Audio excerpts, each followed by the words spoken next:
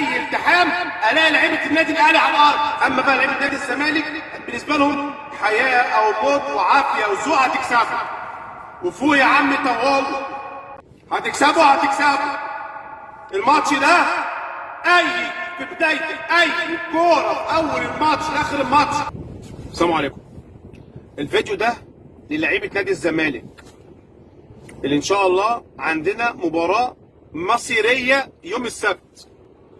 مباراه بالنسبه لي انا حياه وموت. انا كبقى مشجع او شغال في النادي او لعيب سابق في النادي او نائب رئيس قطاع البراعم، احسبها زي ما تحسبها. كده اكسب الماتش ده على شرفكم. الماتش ده الجماهير كلها مستنياكم تكسبوا الماتش ده، وهم خايفين منكم، والله خايفين منكم. لو مش خايفين منكم ما كانش في المدرجات يقول لك مستنيك يوم السبت. بيلعب على العامل النفسي عليك. انا لعيب كوره وعارف بقى، لو هو مش خايف ما كانش جاب سيرتك. ده مرعوب منه.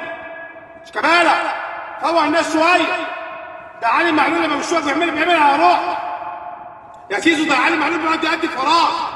امام عاشور انت معاك 3 و4 في ماتش الاهلي اللي فات وتحطها سهل جدا في الشناوي. احنا اقدر منهم بكتير قوي واحسن منهم مليون مره، بس عايزين قلب ورجاله في الملعب.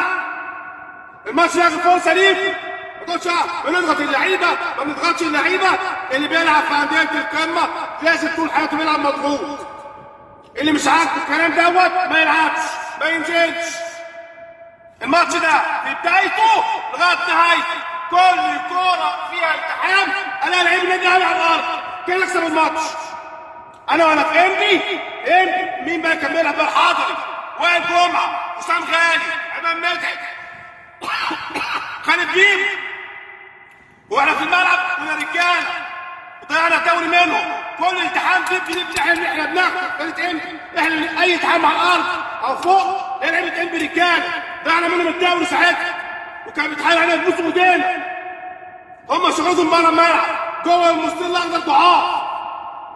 وقال لك دي كسبناهم حصر. الدور الثاني على طول الدوري الثاني، الدور الاولاني في السكه برضه كسبنا 2-1. كانوا يبوسوا ايدينا برضه. هي موضوع رجال وهتكسبوا الماتش. فوق